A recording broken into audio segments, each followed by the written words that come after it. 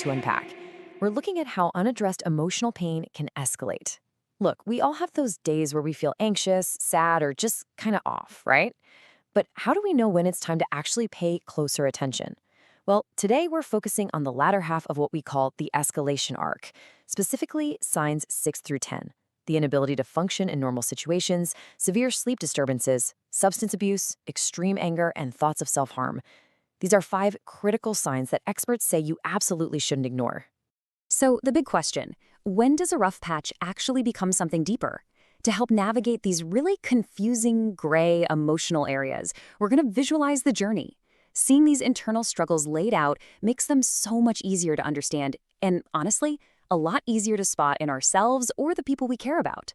Now, just a really quick, gentle heads up before we dive in. This explainer does cover some pretty sensitive mental health topics, including depression, substance use, and self-harm. If you feel triggered by any of the information we're covering, please take care of yourself first. There is absolutely zero shame in prioritizing your well-being, even if that means clicking off right now. Okay, let's get into it. Number 1, the disruption, when life feels too heavy. Have you ever gone through a stretch where nothing seems to go right and you just literally cannot deal with normal, everyday activities? Well, the Australian Department of Health points out that a rough patch you can't seem to shake, one that impairs your ability to function for anywhere from 2 weeks up to 2 months, might actually be a major sign of depression or anxiety. Mental Health America backs this up, noting that struggling to function in your normal situations for several weeks is a massive red flag. It's not just a bad day anymore, it's a persistent disruption. Moving on to number 2, the exhaustion. Sleep on the extremes. When you hit this level of exhaustion, it's usually one of 2 extremes. You're either sleeping way, way too much, or you're barely sleeping at all. Now, according to the Harvard University School of Medicine, about 10 to 18% of the general population has sleep issues, but experiencing either insomnia or hypersomnia is actually 2 to 3 times more common in people dealing with a mental illness. Basically, your brain's inability to regulate rest is flashing a giant distress beacon. To put that into perspective, it's 50%. The Harvard Medical School states that roughly half of everyone living with ADHD, depression, anxiety, or bipolar disorder suffers from severe insomnia or hypersomnia. Half. If your sleep schedule has completely derailed, your mind is almost certainly trying to tell you something important. That brings us to number 3, the reaction, destructive coping mechanisms. This is the stage where that invisible internal pain suddenly becomes very visible. When the weight is just too heavy and sleep is totally broken, people naturally look for a quick escape. According to mentalhealth.gov, 1 in 4, that's 25%, of people living with mental illness symptoms use drugs or alcohol to self-medicate.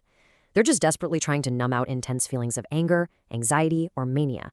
It's a flawed coping mechanism for some incredibly severe pain. The absolute most crucial thing here is removing the moral judgment from addiction. Experts believe that individuals suffering from specific conditions, things like depression, anxiety disorders, personality disorders, or schizophrenia, are simply more likely to turn to drugs and alcohol to cope. So if you or someone you love is suddenly leaning hard into substances, it's so important to look for that underlying pain rather than just judging the behavior. Number 4, the outburst, when pain becomes anger. Do you ever feel this sudden anger that's almost impossible to control, like totally out of proportion to whatever's actually happening? When psychological pain isn't processed, it frequently mutates into extreme anger. Healthline actually reports that these intense outbursts can be a hidden sign of much deeper issues: unresolved trauma, bipolar disorder, alcohol abuse, OCD, intermittent explosive disorder, or depression. Honestly, anger is often just acting as a bodyguard for deeper sadness or fear.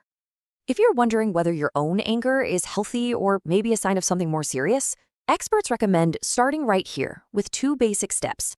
Step 1, recognize your immediate physical signs. Is your heart racing? Are your fists clenched? Step 2, recognize the emotional signs. Becoming aware of this in the moment is literally the very first step toward de-escalating. Number 5, the climax, reaching the breaking point. We want to speak about this one with profound care because this is the most critical sign of all. The Mental Health Foundation reported that up to 10% of people under the age of 30 have thought about self-harm or suicide. There are incredibly heavy reasons people consider this, like abuse or neglect at home, a major loss, trauma, or going through a catastrophe that just couldn't be controlled or avoided. A 2018 study by Bradvik highlighted a really crucial reality. Quote, approximately 90% of people who have completed suicide also suffered from a severe mental illness, such as bipolar disorder or depression. This kind of darkness, it is a medical emergency of the mind. It is absolutely not a personal failing. The resolution: finding help and healing. I want you to hear this loud and clear. The story absolutely does not have to end at that breaking point. If you relate to any of the symptoms we've explored today, the inability to function, the sleep extremes, the substance use, the terrifying anger, or even thoughts of self-harm, you are definitely not alone. And more importantly, you're not bad for feeling this way. You're simply a human being whose mind is under an intense amount of stress. We want you to take care of yourself, and often that means reaching out to a professional.